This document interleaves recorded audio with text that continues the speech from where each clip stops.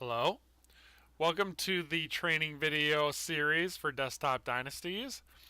This one we're going to look at managing your roster. So, when you start the game up, if you've already got a save game, go to load league to load your league. This league is different than the one I drafted in the start game tutorial, but all the stuff is basically the same. So to go to your team, just click team from the menu, or if you're in the standings, you can go to your team and click there. We'll talk about you know uh, navigating your way through the game in another video, but this one's going to be focused specifically on managing your roster and all the things that happen in this roster screen. So first off, when you come up, you can see it's just the list of your players, the list of the salary. Um, It'll default coming up to the skill view. Again, this is very similar. Well, this is exactly the same as it is in the allocation draft. These are the skills that the game engine uses to sim out the plays. It's the same. These are all the skills that the FastSim engine uses to sim out plays. If you click the position button, you'll get again what your coach thinks each player is worth. I guess on a 1 to a 100 scale by position. So, as an example, my coach thinks that my quarterback, and you can see his depth chart here, quarterback Sebastian Duffy is about a 79 at quarterback. He's about a 73 at running back. He actually is a very good linebacker if I were to play him at linebacker. And then his special teams rating too. He's a good kick returner, good punt returner, and very good at special teams. So back to the skill position. And you can see why. He's very good running skill. He's very fast. He's got a pretty good tackling skill. He's got very good run defense skill, and he's got very good special team skill. So this is the basic layout of your roster. Just going over again the ratings and skills section. Um, this up here, this row is going to say your salary cap room. This is how much money you have left under the salary cap. Dead cap space this year is how much money from players that have retired or been cut is being counted against the salary cap this year. And then next year, how much money from players who have been cut or retired is counting against your cap next year. And we'll talk about that a little bit more when we get into the finance view. But we're in the ratings view, and if you look at the team controls, we're on ratings view, so that would be this button. So the first thing we're going to go over is setting your depth chart. So let me clear everything, and you can hit clear all to clear your depth chart. And if you don't see this depth chart window down here, click the manage depth chart button, and that will bring this up. If that's not being shown, most likely you're seeing the manage trade offers button, and we'll talk about that in a second. But just click manage depth chart and we'll bring up the depth chart. So there are several ways to set your depth chart. I like to use the position view to set my depth chart, just because it's a little easier to manage all the numbers and the data that you see. And my coach has a pretty good idea of who's good at what position. But I don't have to agree with him. But in this case, I'm going to start by agreeing with him. Now, my coach, like the team I started with in the allocation draft video, my coach prefers a running quarterback to a passing quarterback. And Sebastian Duffy is a very good runner. You can see he's rated 79 at quarterback. He's a better linebacker, but quarterback's very important, and my team doesn't run without a running quarterback, so I'm going to make him the starting quarterback.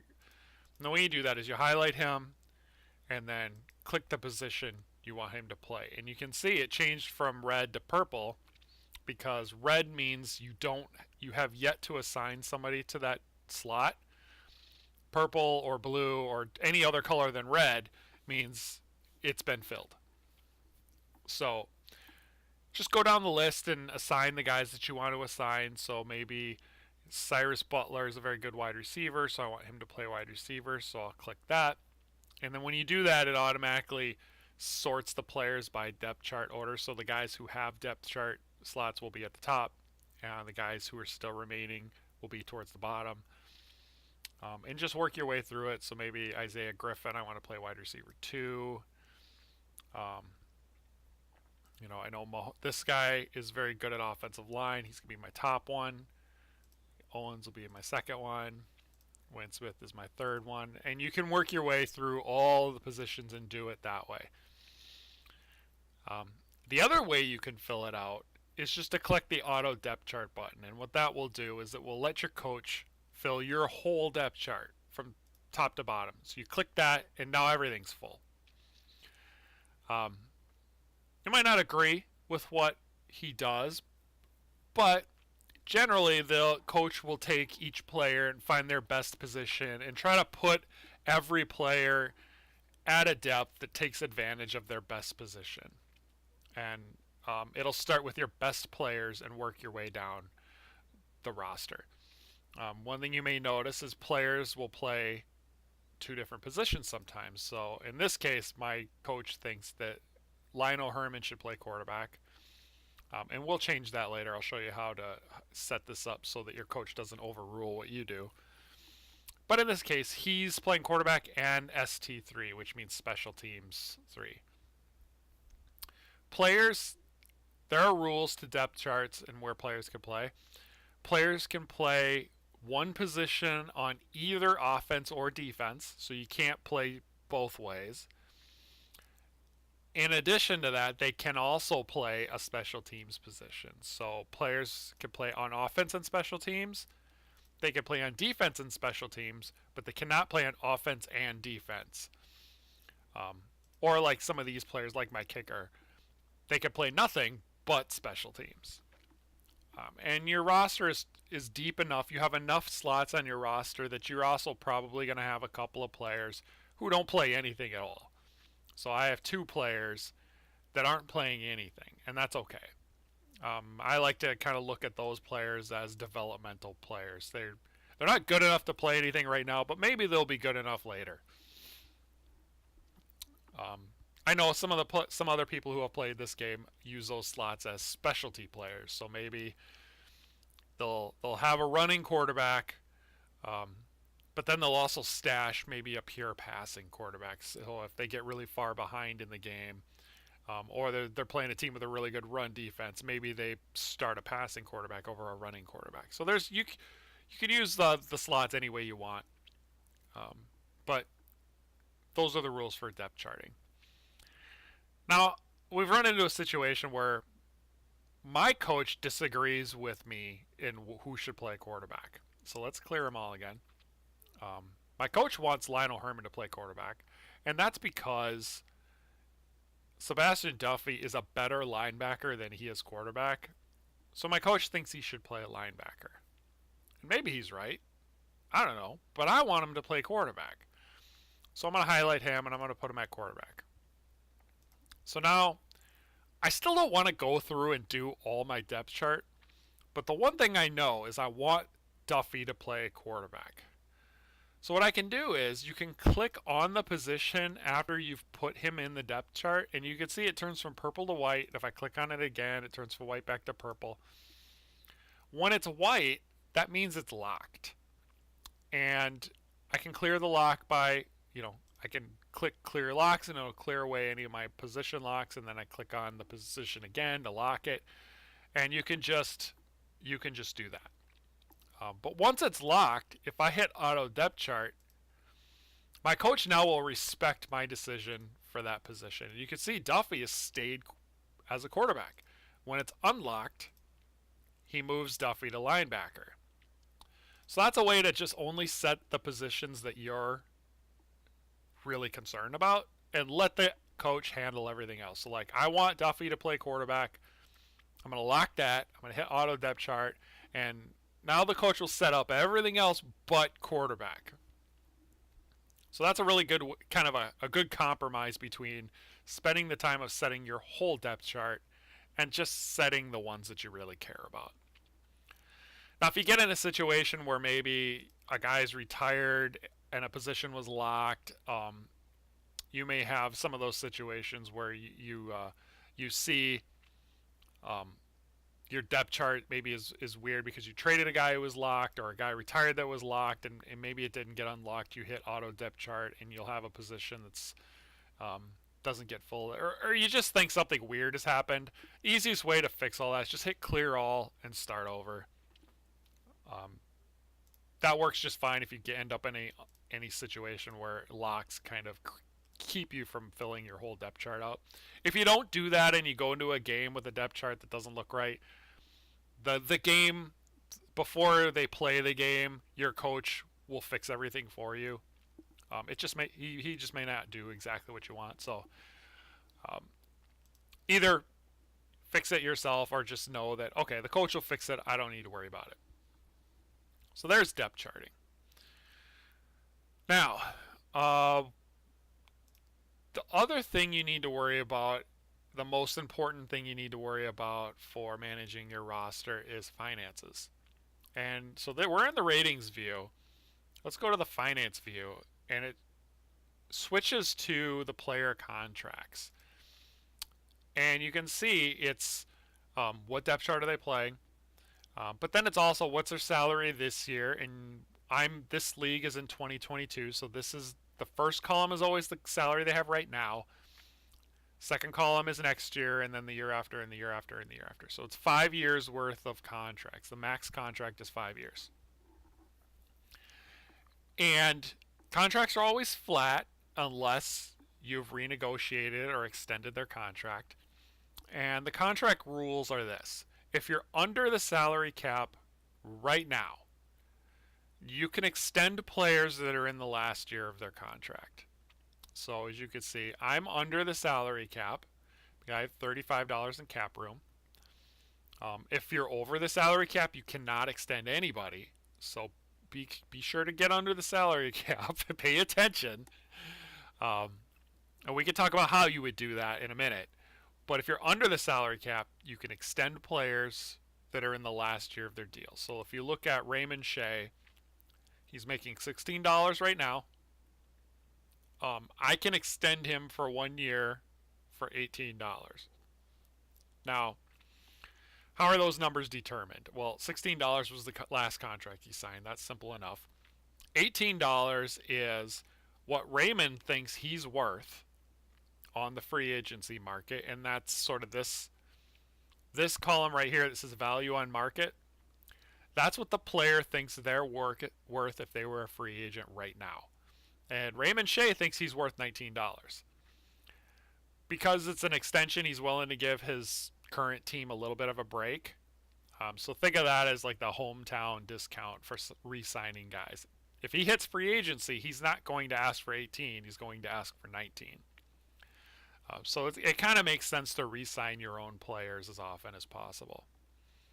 Now the downside of that is if you re-sign a player for like if I re-sign Lionel Herman makes $13 right now. He's worth $21 on the market, but he wants a 4-year extension for $20. That means at the end of his contract, he's going to be 34 years old, and there's a very good chance that his skills start to decline throughout this contract. So there's a pretty good chance that by the time he's 33 and 34 years old, he's going to be making $20, but he's not going to be worth $20. So those are the kind of things to think about when you're talking about extending players. Players generally get better until around 27 or 28, and then they generally get worse beyond that. So a guy like Raymond Shea, if I were to re-sign him for $18, there's a decent chance that by the end of his, well, this is only 1 year, but if it were, let's say he wanted 4 years, there's a pretty decent chance he continues to improve throughout that contract and he ends up being a better player than I'm paying him for, so I'm getting a deal. Whereas older players, you extend them for 4 years, there's a good chance you're overpaying them by the end. So those are the things you need to think about. But extending a player is very simple. You don't even have to highlight the player. You just say, oh, Raymond Shea wants 1 year at $18. That sounds reasonable. You click the sign extension button, and he's signed. It's just that simple. And you can do that for all of them, or you can do that for none of them and let a whole bunch of guys hit free agency. The one thing you need to remember is when you get into the offseason, and we'll cover this in the offseason video, the draft comes up right after the season, and you need to have an empty roster spot to draft a player. So it kind of makes sense for you to go into the offseason with at least 2 empty spots because there are 2 rounds in the draft. And rookies are valuable because they're so young and they have so many years to improve. And there's certain training camp bonuses that really young players get. So it kind of makes sense to build through the draft. So leave yourself at least a couple of empty roster spots going into the offseason. Again, we'll cover that in more depth in the offseason video. But just something to think about as you're re-signing players. Now this column here, this value to team, this is more of your coach telling you how valuable that player is to your team right now. And it's a combination of coach personality, your play style, like what does your coach like to play. So this team, right, my coach likes to run 1 running back and 3 wide receivers, and he also likes to do like a quarterback running offense. So Sebastian Duffy, while he may be worth $64 on the open market, to my coach, he's worth $90. So this is a good way to gauge, am I getting out of the player what I'm paying him, or how valuable is he to my team versus what he's making right now. It's just sort of a good way to measure value versus cost. So if you go down my list, you can see like DeMarcus Griffin, he's making $20. He's only worth $9 to my coach, so I'm probably overpaying him. Whereas the next guy is $42, but to my coach is worth $51. So my coach really values linebacker play, and specifically this kind of linebacker. So it's a good way to kind of measure coach and player, how well they match. Like this is a good example too. A kicker. My coach doesn't really love kickers, so he's only worth $20. But on the free agency market, this guy would be worth $30 somebody else. So that's the way to look at it. Huge discrepancies and huge numbers on the value to team are a really good indicator for what your coach really, really values. So my coach puts enormous value on running quarterbacks and offensive line. It's especially the top 2 guys on offensive line. 91 and 54 for these 2 guys. So my coach really values those positions. And you could say linebacker too, because $51 for a guy who makes $42 and is probably worth $44, that's a pretty big difference. So my coach must really like those positions. So that's what that all means, the finances. Go back to rating view.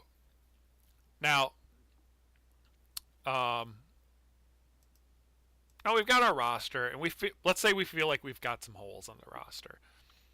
We've got a really good quarterback. We've got a great offensive line. We've got a couple of pretty good wide receivers. But maybe our defense feels really weak. So we look at DeMarcus Griffin, and he's rated a 50 at defensive line, and that just won't do. We got to fill this hole somehow. Or maybe we're getting too close to the cap and we got to unload some salary. So we're going to try to trade. The way you trade is really easy. So first, it's just find a guy that you want to trade. And we're going to go over first there's 2 ways to trade. There's the way where we shop players to try to find deals, and there's the AI teams are shopping players to us to try to make deals. So first we're going to look at, let's say I want to move a player. Well, let's look at our finance view, and we'll just find a guy that's really overpaid. So let's find a guy that we don't really love. Let's just say, let's use DeMarcus Griffin as a good example. Our coach thinks we're only getting $9 of value out of him. We're paying him $20. I don't like that. That's the guy we're going to try to get rid of. So you click on the guy, and you click the shop player button. So the shop player and this manage trade offers are the trading. This is sort of the trading row of the controls. So we highlight DeMarcus Griffin, shop player, and it'll bring up this list. Looks very similar to the draft list. This is all of the players in the league that their team would trade for DeMarcus Griffin. So this has already been filtered to by the teams to say, yes, I would trade this player for Griffin. And you kind of sort and search the same way you do in the draft. Let's just say let's see, can we flip him straight up for another defensive lineman? So another team probably wants him for some other position. We don't know what. They want him for some reason. We want to upgrade our D-line. So let's sort by D-line, and we can immediately see, oh, okay, well, there's a 63 defensive lineman, some couple of guys in the 60s, a lot of guys in the high 50s. Not a bad deal for a guy that is only a 50 defensive lineman for us. One thing you may notice is most of these guys are older than the guy we're offering. There's a few, like this one's younger. The computer teams do take age into account when they're looking to make trades and things. Yeah, but here's a rookie we could flip him for. Or we could say, you know what, I'm all in on this year. I want to get the best defensive lineman I can. So I'm going to go after this Henry Shepard. These columns over here are team. This is the team that the player's on. Salary, it's the dollar value of this year's contract. And then in the parentheses, it's how long is the contract. So like Pete Keith, $15. He's got 4 years left. Henry Shepard is $44. He's only got 1 year left. And that suits us just fine because he's 34 years old. This offense, defense, and special teams is where is this player in the other team's depth chart. So Henry Shepard is not even playing for this other team. So that's the guy we're interested in. We're all in on this year. We want to make a run, and we got to update our depth. We got to update our defensive end. All right, so you highlight the player you want to add, and you click Add Player to Offer, because you can see down here the trade offer. It's just our guy. There's nobody else. So we highlight him. We add him to offer, and this is the trade offer now. It's Griffin for Shepard. Our salary cap after this trade will be $11. Their salary cap after the trade will be $12, so it fits under the cap. The trade rules are simple. You can't go over the cap with a trade. If you're already over the cap, you have to reduce salary with a trade. It's just those are really the only rules. All right, so we can reject it. Now if we hit reject, that just clears the trade and it pretends we never made the offer. If I like it, I click submit offer. And now that trade is an active trade offer. So you can see manage trade offers now has a 1 there. So if I click this, there's the trade offer that we just made. Here I can cancel it. I can click reject and it clears that off. I can click accept. It won't do anything because I'm the offering team. I can't just like make an offer and auto accept it for the other team. So this trade's out there now. It's not completed because teams evaluate trades after the week has been played. So every team's got to have a chance. You know, we could make the same offer we could offer this player to several teams. So let's shop it again. And let's just say, you know what? I want him, but I also like this guy, Stacey Hurst. I'm going to go through the same process.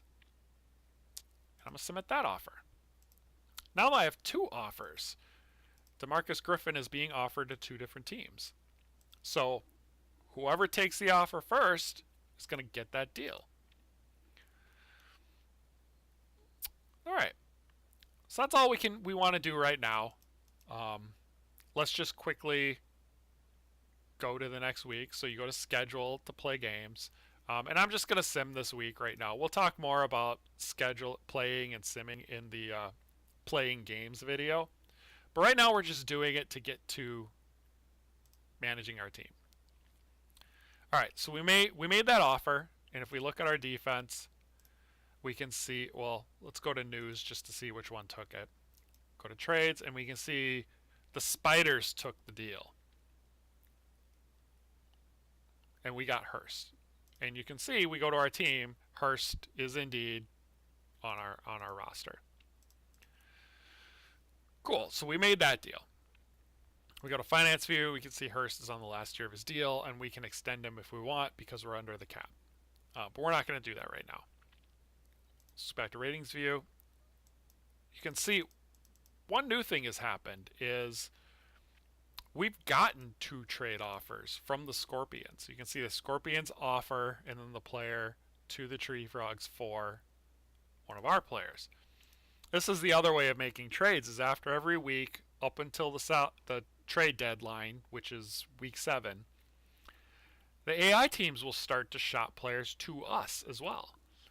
And they're offering a defensive lineman, 73 rated defensive lineman, pretty good, to us for our top defensive lineman. And you may think, well, why would they do that? Well, there's a lot of reasons why. And most of them have to do with what does the other team coach think of our player. We're looking at this trade in terms of what does our coach think of it. Their coach may not think that Cameron is better than Ball. Or their coach may think Ball should play a different position. Maybe they want him for tight end or offensive line. We don't know what the other coach sees. But we do know that they want to make that trade, and they also want to trade us defensive line too for our 3rd offensive lineman. It also looks like they're trying to get a little younger. And with this trade, they're definitely trying to shed some salary. So this is where this one is different. If you click accept offer, that trade happens immediately. So think of it, when you're proposing an offer, you're waiting for the AI team to click the accept button. And that happens after the game is played. However, if they're offering you a trade, they're now waiting for you to click the accept offer. And that happens immediately when you click it. So if I like this deal, and again, I'm all in for this year, I'm going to click accept. Ball is gone now, and Cameron is now on my team. Immediately. Now that he's on my team, he doesn't look like such a great defensive lineman. Which is too bad because I really thought I was going to get a great deal, and I ended up not getting that great of a deal. That's a case of, it looks great right now. Now that he fits onto my team, not so great. So maybe what I should have done is I should have gone to the skills and say, well, these never change. I don't need anybody's opinion about these. I probably should have looked and saw what his pass rush and pass skill was and said, well, I really wanted a much better pass rusher than a run rusher. So this is one of those lessons where position is very easy to look at. It's not the total picture, though. This is totally opinion-based, and it's based on a lot of different factors. So if you want the real story, go to skills, and these are not opinion-based. These are fact. So there's sort of a lesson for when you're making deals and you're looking at players. Get the total picture when you make your moves. We got burned on that one. Kind of unfortunate, but that's okay. So that's trade offers. What else can we do from our roster screen? There's a couple of other things you can do. So let's say I'm over the cap. I mean, I'm not over the cap, but let's just say that I was. Let's say I was a few dollars over the cap, and I really wanted to re-sign some players. Like, I really wanted to extend both of these D linemen, but I'm over the cap and I can't. What do I do? Am I just stuck? And am I going to lose them in free agency? Well, no. There's a couple of things you could do. One, you can try to trade high-priced players for lower-priced players. So, like, as an example, let's say I was desperate and I needed to shed $10. Maybe I go and I shop this $33 player, and I say, all right, well, I need to have a corner. I'll do that. but I need to spend $10, so I'm only going to trade him for a guy who's $22 or lower. Well, I could trade a $33 player for an $18 player, and that's one way to get cap relief. Now, I don't want to do this, so I'm going to reject that, and I'm going to close that out, and I'm going to go back to my team. So that's one way to get rid of some cap. The other way is just to cut players. So if you go back to manage depth chart, so you have this dead cap space screen. Every player you click on, every player you click on changes this dead cap space next year for releasing selected player. What that means is I can cut a player to save some money. So I can cut McDowell to save $33. The cost of doing that is going to cost me $26 next year. So think of that as pushing the cost forward another year to get relief right now. And the way this is calculated is it calculates the whole contract and it takes a percentage of that and pushes it to next year. So the longer the contract, the more money is going to be dead next year. The more expensive the contract, the more money is going to be dead next year. But if you have short, high-priced players, so look at this guy. If I wanted to cut Dean, it only costs me $6 next year, but I get $28 of cap relief right now. So that's a good way of managing your cap. And I just had to refresh this by clicking my team because that didn't refresh when I came out of the shopping screen. So something I'll fix in the future. But in any case, so let's look at Ramirez. I want to save some money. I'm going to cut him. I have $33 in cap space right now. I have 0 dead space in the future. It's going to cost me 10 in the future by cutting him. I release him. He's gone. I got that immediate cap relief right now. So now I got the full cap relief for this year. But next year, I'm going to have $10 in dead cap space. Now I have an empty spot on my roster. You have to have a full roster when you go into any game. So that means I got to sign somebody now. And the way you do that is you go to free agency. Go to the free agency button up here. And there's a lot going on here. There's very little you need to actually do with this. This is a free agency preview and in-season free agency. It's combined. So you're seeing all the players who are going to be free agents at the end of the season. Plus you're seeing the guys who are free agents right now. So anybody with a under the top bid column, and this is where when you get into free agency, this is the same screen you'll use, and this is where the top bids will be. But this is the team that has them right now. Anybody that's blank, and you can see there's a make offer button here. These are guys I can sign right now. So if I scroll through, or maybe I sort by position, and I look for D lineman again because I feel like I had a bad one there. I see, oh, okay, well, here's a defensive lineman I can sign. It will cost me 1 year for $15. Or this one 1 year for $23, or this one 1 year for $15. And you just immediately pick them up, and you can put them into your depth chart immediately. So I want DeAndre Roman. I just click that, and you can see he's now on my team. I go back to my team, and he's on my team for 1 year. I can extend him now if I want to, but that's how you can fill out your depth chart after you've released guys. And the only time you need to do that is if you release somebody. There's really no other reason to go to in-season free agency. So there's free agency.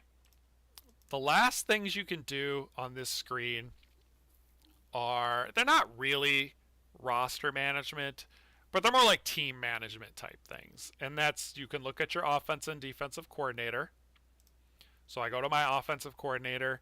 This top row is, think of as his personality. The things that, his package that he runs, his style, his player development, and then his playbook is the lower window. So when you go into a game, these are the plays you're going to get. Now, You can change these by just clicking this refresh playbook, and you can do this as many times as you want. And what this is going to give you is all the plays that fit his package and fit his coaching style.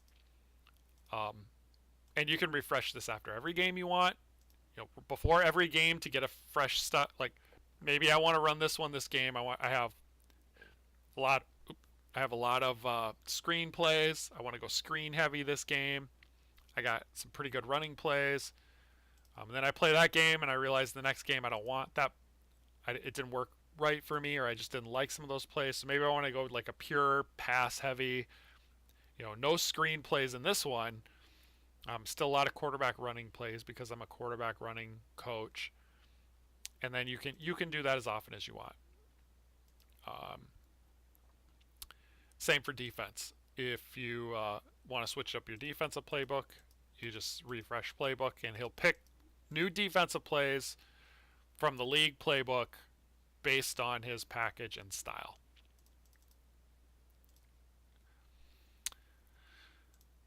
So that's it for coaches. That's really all you need to do with coaches during the season. We'll talk about coach hiring again in the off season. And then the last thing you can do is you can change your team colors. And you just click on that and you go to the color lab. And this is very simple. Team color is like the color that shows up in the schedule, and like we're in free agency with that little bar that says Tree Frogs and it's green. That's where this is where that comes from. The rest of these are all jersey and uniform stuff. So say I like my green jersey, but I want an orange number. You click on the color and it brings up the color picker, and you just you can use this and choose whatever color you want, and you get it exactly how you want, or you can cut and paste it in here from somewhere else. You just or you can use the sliders, you can type the numbers in, but basically you just get it where you want it to be. I kind of want it to look like that, and then you hit the select button, and now when I play on the field, my players' numbers are going to be that color. All right, like gloves, I don't know. Orange gloves is a little aggressive. Let's say I want to go black gloves. That's pretty cool. Boom. Now I got black gloves. So this is how you can change the look of your players, right? Pants, white pants has been done to death. Let's go black pants. So you can totally change the look. You can do this as many times as you want. It saves when you save your league. It loads when you load your league, so you can change this every season if you want, every game if you want, but it saves and loads. And when you've gotten what you want, you click the save button, and your roster is saved. So like if I go to color thing, and let's just say I change my team color, and instead of the green, I really wanted the orange for my base color for my team, right? Now you can see all those bars. For Tree Frogs, it's orange instead of green. Like if I go to schedule, Tree Frogs bar is orange. Or if I go to free agency, anywhere where it says Tree Frogs, it's going to be orange now instead of green. So that's a way to customize your what you want to see. So like I'll copy this color. I really want that green back. Go in here, paste, and now my bar is going to be green again. Click save and see my bar is green again. So not really a roster management thing, more of a team customization tool right there. So that one's kind of fun. And that's about it when it comes to the roster screen and roster management. You'll spend most of your time doing depth charts and finances. Make heavy use of auto depth chart plus locking positions that you want to stay locked. Shopping players is my favorite way to trade. The computer teams can be generous and make good offers, but most of the time they're making offers for your best players because they want to get better. So I found that if you want to trade it's sort of at the lower end or the back end of your roster, you're going to be shopping player more than you're going to be looking for these trade offers. But definitely try to mix in a little bit of both. Offense and defensive coordinator, The only time in season you're really going to need to come here is to refresh your playbook and get new plays. You'll change your package and your coaches in the off season, and we'll get to that there. And the last thing is just remember, when you're looking at position, these are not absolute ratings. This is an interpretation of the skills based on the situation. And if you really want to know what the actual skills are, you got to click the skills button to look at the real skills. These are not interpretive. These are real. So that's it for managing your roster. Next video, I think we'll talk about going through a season and navigating the game, and what the different screens are and when you use them and things like that. So stay tuned. Thank you, everybody.